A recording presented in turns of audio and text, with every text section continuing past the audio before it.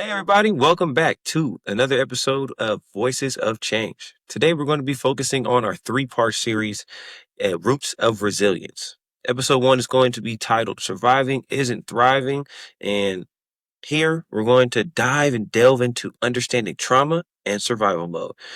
You're here with Gabe and your co host, Tex Boy. Hello, ladies and gentlemen. My name is Tex Wambui, and I am the host of Voices of Change alongside the illustrious and ultimate champion of the world, Gabriel Martinez here. And today we are launching the first episode of the Roots of Resilience. So, as he said, we'll have just a conversation and delve deep into kind of just talking about our experiences and resonating it to different things in our world, in our circles. So yeah, that's what we're gonna be doing. So Gabe, back to you, man. Kind of lead us off on this conversation for today. Absolutely. And so I appreciate it. One thing I will say is we are really grateful for everybody tuning in with us today. And I will say this first episode, it gets personal, it gets deep. It's about, a lot of the things that we experience personally in our lives that we don't necessarily want to talk about. And sometimes the things that we deal with, sometimes the traumas that we go through and what have you, they're right in plain sight, right? But it's something that we have to live with. And we live with that by being in survival mode. And so moving forward, we want to make sure that what we're giving to you guys is real, authentic, and that it's something that's actionable that you guys can learn from, take, and put into action potentially in your day to day actions. That is extremely true. That quiet hyper awareness, not rest, not peace, just making it to the next day. For some of us, and it starts at a young age. It becomes like second nature, like breathing. But there's this thing, where surviving isn't the same as just living. So we're gonna be trying to unpack that today. We're gonna start off with the first segment for today. What is survival mode, right? Let's break it down. I'll let Gabe break it down first before we get into this. Like, what is survival mode, man? Right. Yeah. So survival mode. Well, there's there's the politically correct definition, but then there's also the definition that I would say like those that actually experience it go through. So, the politically correct one is survival mode is a psychological and physiological state of mind and body. It enters when you perceive that you're under threat, either physically, emotionally, or mentally. It's your system's way of protecting you. Think of it like a switch that gets flipped when life feels overwhelming, unsafe, or out of control. However, to me, survival mode is literally just living in your environment, right? And rising to the top. So many times in our lives that we were put in positions that may be unfavorable, right? Or in comparison to our peers or counterparts, maybe some unlivable circumstances or just regular day to day to us. Being in that survival mode, right? Whether it's looking over your shoulder, whether it's being hyper vigilant, keeping a tunnel vision on your goals and what you have to do, or that emotional numbness. It all stems for to push you forward into continue living, to continue going, because for a lot of people that may be a fight or flight situation and that situation may just be their day to day, their average experience throughout life. So I mean, like I said, there's the logical explanation, the politically correct one, but then there's also the day to day explanation of those that have dealt with survival mode or being in survival mode and finally have made a way to and work themselves out of that. Yeah, that's a great breakdown. And yeah, we're not experts on this. We're just having a conversation on this just to kind of, unpack this thing. And for me, I would say for survival mode, means constantly, scanning every room, always performing, always preparing for disappointment. Going back to the past episode that we just had where we actually talked about hypervigilance, it's like, just always being on alert. Like you are constantly anxious. You don't have that moment of just relaxing. You just like, I just gotta always be on go, which is fine and fair, right? Because it's just based upon kind of the environment that you're in. It's like, I was holding my breath all the time when I was swimming. right? Why are you doing that? Because you're underwater. Because if you breathe underwater, you're gonna suck in water because that's not what you're supposed to do. You're supposed to hold your breath to survive, to actually swim. And, even in moments that, you should have felt safe, sometimes you find yourself, just not even knowing what's going on, but your body and your mind automatically just switch into this mode of, I need to feel safe, or I need to feel like I have my own sense of security. And the hardest part, that I did not know is, I thought everyone lived like that. I used to think everyone lived like that until I was exposed to different types of people, to where I realized some people don't live on survival mode. Some people live on relaxed mode all the time, which is fine and fair. And I would like to strive to be that, but it leads to kind of, understanding first kind of the how you're raised, the environment you're in, and especially, as youth of color in the United States, and then also with understanding kind of like history. Survival mode is something that just kind of gets ingrained in you. Sometimes it can become, I would say, inherited, or like just genetical, or generational, to where, if you saw your parents always in survival mode, you're gonna also kind of inherit that and just be like, oh, I'm gonna be in survival mode as well. If the people around your environment are always in survival mode, you're gonna inherit that yourself and just want to continue that. Um, but survival mode isn't a personality trait. I don't think it's a personality trait. Like for me, I definitely I've been on survival mode on certain occasions. I'll talk about a little story about when I had to turn on survival mode, and it was a crazy experience. Um, and I think it's a nervous system response to a world that, didn't give you the safety you deserved, like growing up, or, as you are right now. But once you kind of realize that, you start to show yourself a little bit more compassion, a little bit more empathy. And it's not like you're broken. It just means that you became conditioned like that. But the great thing about becoming conditioned is that you can uncondition and condition yourself again, just like in sports. You conditioning for a marathon is different versus conditioning for a 48-minute basketball game. It's a different type of environment, different type of settings. You got to do it differently. Conditioning for soccer is definitely different conditioning than it is for football. You're constantly doing cardio for soccer. You're probably doing a lot of weightlifting, a lot of hitting to get your body conditioned for that environment. And your body and your mind kind of get into that survival mode. So I don't, sometimes survival mode, it can be looked at in like a negative way, but in essence, it's a way that is technically allowing you to be the best self you can be. But there's certain times when survival mode should not be, activated, I think, right? Like for you, Gabe, how do you like, do you ever feel like when you're at work, do you feel like you have to be in survival mode? All the time, all the time. Why?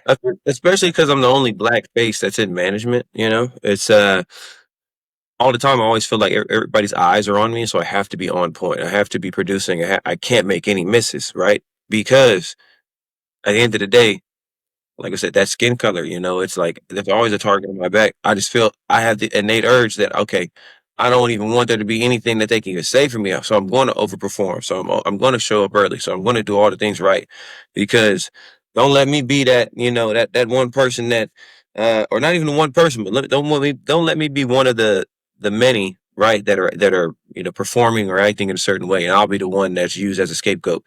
So I mean, it's crazy. It's crazy to think, right? So like I also think too, not even at the workplace, but also like, just in life, right?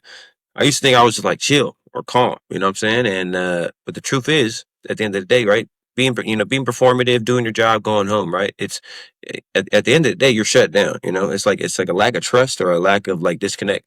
Um, and in that time, before where you do feel like, okay, you're in alone, or you might be feel like you're in a panic, or any of those things. Like, I think that my body knows the truth before my mind did, and so you react accordingly. Like, nobody has told me at my workplace. Nobody's told me specifically like, oh, you need to be watching. Hey, man, you need to make sure that you're staying on top of what you're doing. Blah blah blah blah. Like, nobody's telling me that. I'm making sure I'm doing it myself, just because you see the parameters and environment that you're in, and your mind is already telling you, like, you've been in a place like this before. You've been in a similar situation, and your body just immediately adapts to it. And so, I mean, that's my one little piece right there. And I'm sure that others have dealt with that as well, not only in the workplace but in life. Maybe your friend groups, your circles, your community events, anything and everything in between. Because what like you said, the social condition that you have had that isn't the end all be all though. It isn't the truth. It isn't the way to for you to continue to move forward in this life. There are different avenues that you can take that can make sure that you're setting yourself up not only for the environments that you have been in, but for future environments that you have yet to see. You said and I really like how you said like some people are in relaxed mode, and I really find that so funny because I'm like I feel like I can never really relax. I feel like I'm always on go or always have something to do, and every time I do get a chance to relax, like even now, like we were talking about earlier, like you get a chance to chill. There's like six different things going on in my head right now, where it's like, okay, I may look like I'm chilling, but I'm worrying about like the eight other things and tasks that I have to take care of. It's just it adds up. It adds up, and that is another part of dealing with that trauma. Yes, yes, sir, yes, sir. Yeah, that's actually a great way segue to kind of what we're kind of unpack next. For me, I don't think in a workplace I've ever felt like survival mode, but I've always felt the need to always be at my best because I just don't want to I don't want to fail, and of course not wanting to fail is gonna create this condition in me to I'm always gonna put my best foot forward, and if I don't succeed, hey, look, I tried. I can find a new way to do it next, and keep it pushing because it's not my life, it's just my job. But I have definitely been in survival mode in certain situations. um I do want to talk about it. I don't think I should talk about experience right now, but yeah, nah, it's Yeah, yeah, yeah, probably not, probably not. probably not. But there's this. I would say that there's been certain moments in my life where survivor mode has definitely had to kick in instantly without even realizing that it kicked in. I'll give an example. In America, they say police are this, and that. And that conditioning I've had is definitely made me have an automatic conditioned response to any time I interact with police. So it's kind of like automatically I see a police and talking to them, I'm in survival mode. I'm like, whatever I gotta do to get out of this situation, I'm gonna do that. But sometimes you just can't. And it just, it makes you it increases your survival mode in a whole different environment. Um Now, kind of transitioning to this whole thing, the toll of trauma, right? Trauma rewrites how you see the world. And, you know, especially as a young black man, we're taught from day one be strong, be quiet, be composed. So we bottle it all up, but the pressure builds. And when we don't talk about it, it doesn't disappear and it turns out into burnout, depression, anger, and disconnection. And I also want to say this from a perspective of like, I wasn't raised in America. I was also raised in Africa. So my experience is kind of twofold to where seeing life from a different culture versus life in another culture has definitely opened my eyes into terms of how I unpack my own trauma as well as how it relates to my own ability for survival mode. So I've kind of had a nuanced and I would say greatly fortunate experience to where I can speak multiple languages. I don't have, whenever I walk into rooms, I don't ever feel like I don't have anything to offer, right? I have experience in seeing other different things in the world, so I don't feel like I'm just, a dum dum or whatever it is. Because I would say this, I definitely have had some people who I knew as a kid, and they're just thinking now since I've lived in America, they're like, damn, bro, it's like you became dumb and you became ignorant. I'm like, well, I mean, I don't think all Americans are dumb, but I do see a high percentage of ignorance when I would say about people in America, which is something that can be addressed. I mean, it's because of how people are conditioned, right? But what I was saying is like trauma does Yeah. rewrite. What's up? What were you trying to say? Yeah, yeah. I'm saying though, it's okay. I'll be straight up honest with this. To the world, it seems like a lot of Americans sometimes are just shut off to understanding what's going on in the context of the world. They only care about what's going on in their country, and they feel like they're the superpower. Which I'm American myself, which I agree. Yes, it's a superpower country. It's a super kind of power culture. But at the same time, there's a lot of other things going on in the world in Europe, Africa, Asia, Latin America. There's a whole bunch of things going on in the world. And it's not only the microcosm of just whatever is happening in the so called Western culture. So I would say there was a part of my teenagehood where I definitely did feel dumber and stupid and ignorant compared to my counterparts in other parts of the world because they're aware. They have that sense of knowledge. They have that sense of wanting to know more history. They don't want to just always play the victim, right? And that's another thing that I would say, which adds on to people's trauma, is playing that victim role, right? Because trauma rewrites how you see the world and it changes your body before it changes your belief. And when you're black or brown, especially a young man, you're taught that vulnerability is a liability, which is completely false. I don't think that is false. So you stop kind of checking in with yourself. You stop asking what you need. You trade authenticity for armor. You want to be like, I'm just gonna shield myself and put myself in a cocoon, and I don't really care what anybody else says. It's kind of more, you're shutting yourself off from the world, but that armor kind of gets heavy over time. And I remember carrying so much pain under a calm surface just for myself when it came to just certain things, just when it comes to exposure and being in different places, until it spilled out in ways I didn't expect. It takes you down different paths that you don't see yourself going down to. For example, this is just I don't make this might be going off on a tangent. You like real estate, right? Sure do. So as a guy who like real estate, right, you want to invest in an area that's nice, that's gonna give you appreciation of your property, you're gonna get equity and all the great returns. But there's certain neighborhoods you probably won't want to invest in because of the way those layouts are, right? You're gonna find, as they call the hood, there's more liquor stores than there are grocery stores, right? Which is a fact, right? For people who are growing up in those areas, they're going to be conditioned to most likely want to go to the liquor store more often than go to the grocery store.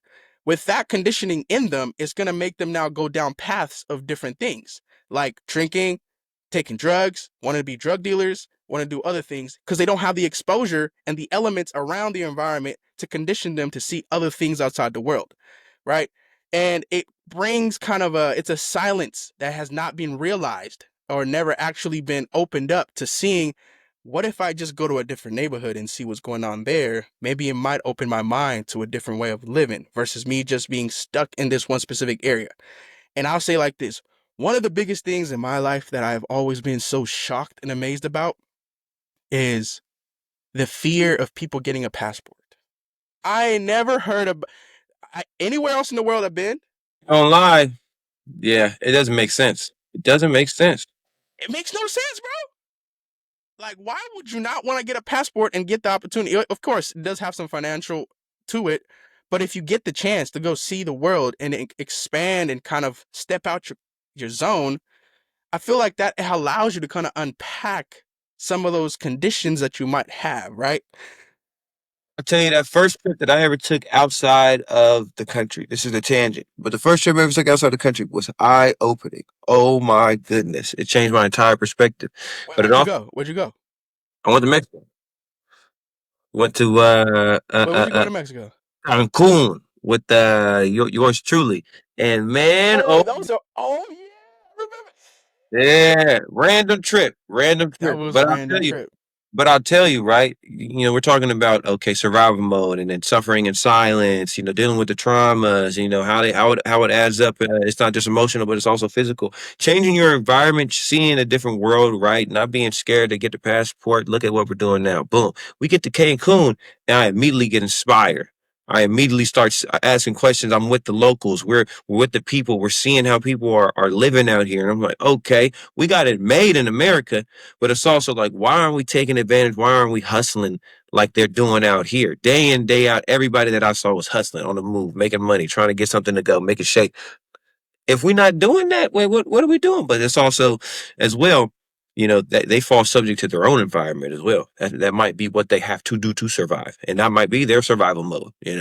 But taking yourself out of the midst of your environment, putting yourself into another, not only does it let you grow, but it gives you an entire perspective of what others are going through in the entire world as well, internationally, nationally, whatever it may be, right?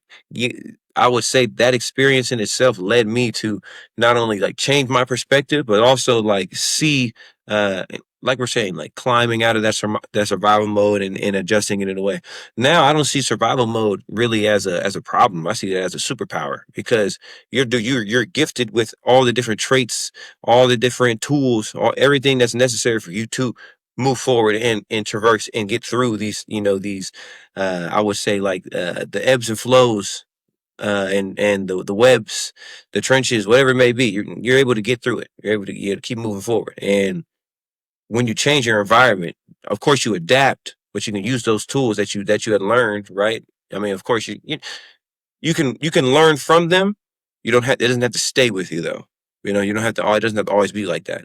And use those tools that you did learn, right? Adjust it to where you're moving, whether maybe in a relaxed area, whether maybe Mexico. Mr. International over here, Tex, he'd been to like 30 different countries. So hey, Hey, don't toot my horse that high down. Like, damn, don't toot my horse that high. I might be we got tooting a little, but we got you know more to explore though. We got more to explore. exactly much more to explore and much more experience to have, right? But circling back, right, to where we're at, we're talking about the toll of trauma. That toll of trauma, right?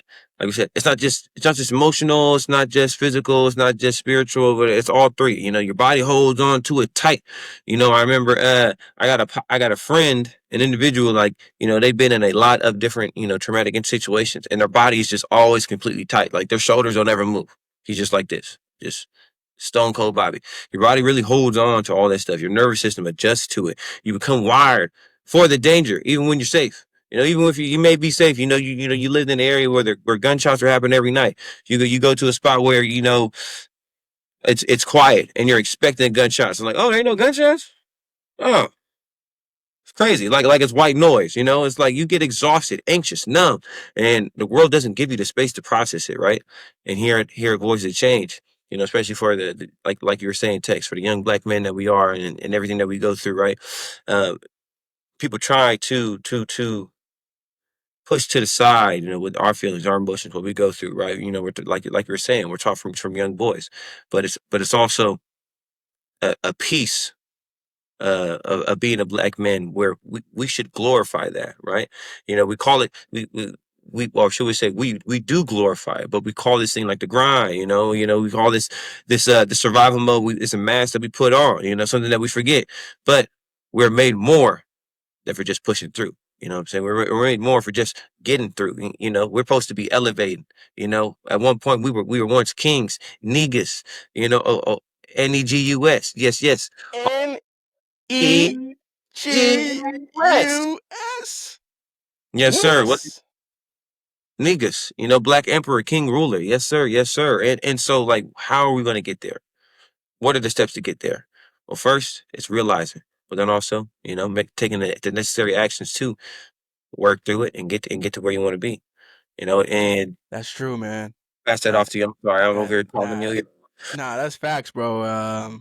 You know, you really just hitting the nail there, and I would definitely say to that whole kind of survival on the loop. Definitely for me, when I first was exposed to a different country, which is the United States, I was definitely on survival mode because damn, I never knew that I was an African booty scratcher or a kunta kente, and I never knew I never knew all those things existed until those things were said to me. So automatically, I just was like gonna armor myself to kind of protect who I was.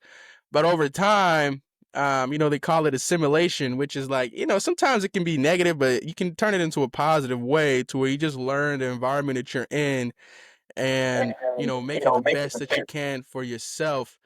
And when we never pause to ask what we really need, we forget what it feels like to be at peace, right?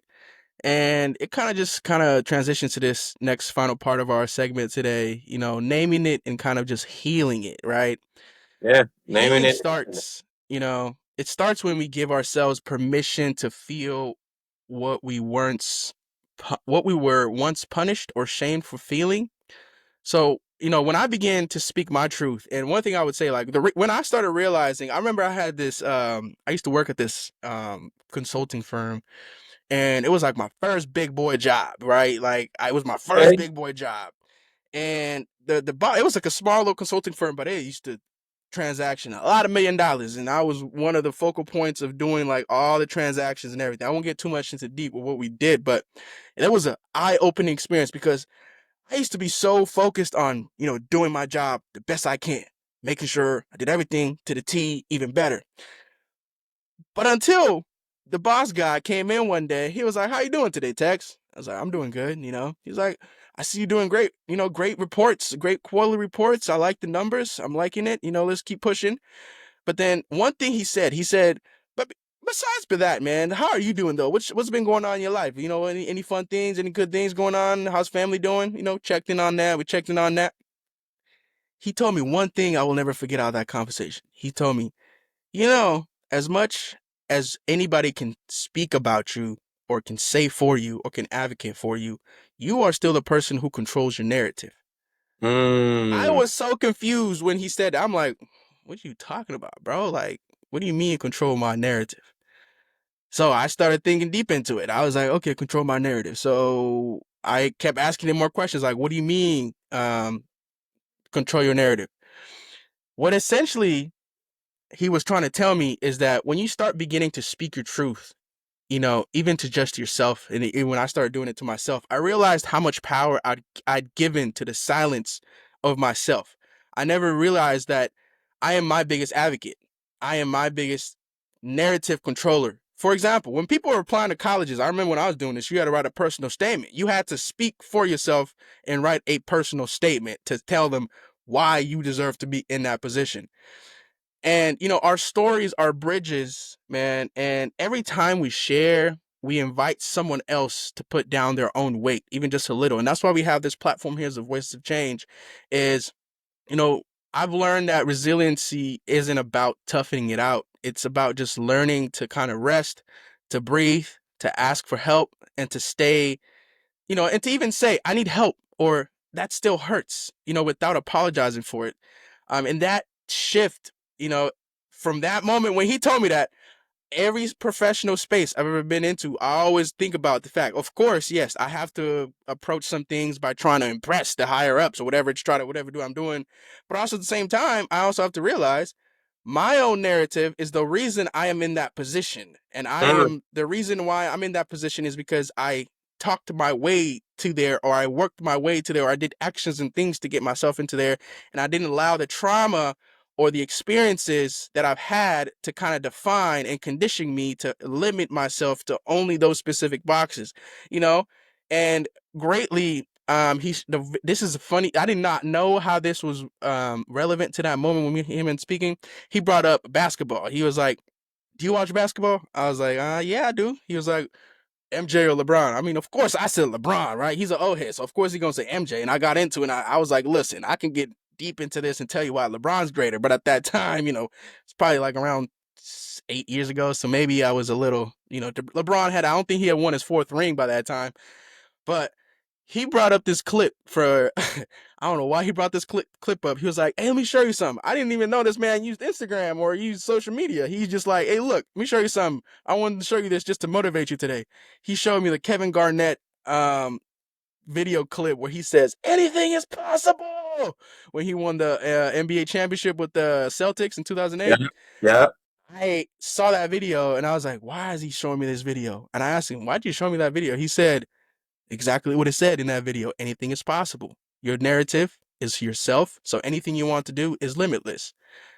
And that shift from that moment I just started expanding on it more. And I feel like for myself, that's where I started finding that sense of kind of naming it and healing it for myself to understand, okay, why am I doing this? Okay, it's because of this. All right, so I'm gonna find a different way now to adjust and understanding how I can heal from that trauma, Mm. and get out of that position. And it's worked for me so far, even though I've had my own little downfalls here, somewhere in there. But at the same time, I started naming it and I started healing it. See, I love the way that you just shared that. I think that that story not only does it put it right into the view of the of our viewers here, but it gives them a real life perspective of putting a name to it and healing from. Thank you so much for sharing, brother. And one thing I did want to touch base is this, that hey, this podcast is not about pretending like, hey, we have it all figured out. We really don't. We go with ebbs and flows of life. It's ups and downs. We may know a little bit about nothing or a lot about something, and we're here to just share our story and see what it can do. And one thing we will say is that it's about me too, saying your feelings are valid and your healing matters. We also want you to know that whatever you're carrying, right, that you don't have to carry it alone. Resilience starts when we stop pretending and we tell the truth. Share with somebody, show some love to somebody, reach out to someone, talk to somebody, do all those things, right? And shout out to Tex's mentor from his previous job, or just say manager, because it sounded like, hey, Hey, he spoke to me. he spoke to you, and man, boo. Now my boy is off to the racers. Yes, sir. So we're gonna start our outro here. So if you are listening to this and you may seem or think that you've been living in survival mode, take a breath. You're not broken. You're not weak. You're human. And you deserve the rest. You deserve healing and you deserve joy. Yeah, and if this conversation hits close to home, I just want you to know it's okay to want more than survival. It's okay to dream of peace. You're not weak for being tired, not alone for feeling stuck. And most of all, you are worthy of the kind of life that allows you to feel safe, seen, and free. And what we're saying might not apply to every environment in the world. There's places in the world where people are going through civil wars and global wars, and for them, it's a whole different approach and different perspective they have to approach with. That's a whole different type of trauma. But there's different ways to us as humans and us as voices of change. We can now partake in that journey for them. So that's not a fantasy. That's the real work of resiliency, and you don't have to walk that road by yourself. So this is episode 1 of the Roots of Resilience. Surviving isn't thriving. And if you really enjoyed this episode, go like, comment, subscribe, and also check us out on the Alive Podcast Network. And be on the lookout for more episodes dropping soon. So Absolutely. yes, sir. Any other final words for you, man? Like we said, man, hey, if you're in survival mode, there is a way out. But don't feel like your story, what you go through, and the things that you've experienced are something to be pushed to a side. Use that as a superpower, as a strength to propel you, push you forward into not only those different environments, those different rooms, and around those different people. Because you never know. Your story might just be the story to change someone's life. Yes, sir. Yes, Well, and then sir. we are the voices of change. We appreciate you all for tuning in. Like, comment, subscribe, and you can find us on the Alive Podcast Network. Thank you so much, and I appreciate you guys. Until then, breathe deep, hold space for yourself, and keep growing. This is Roots of Resilience. We are the voices of change. Peace out. Whoosh!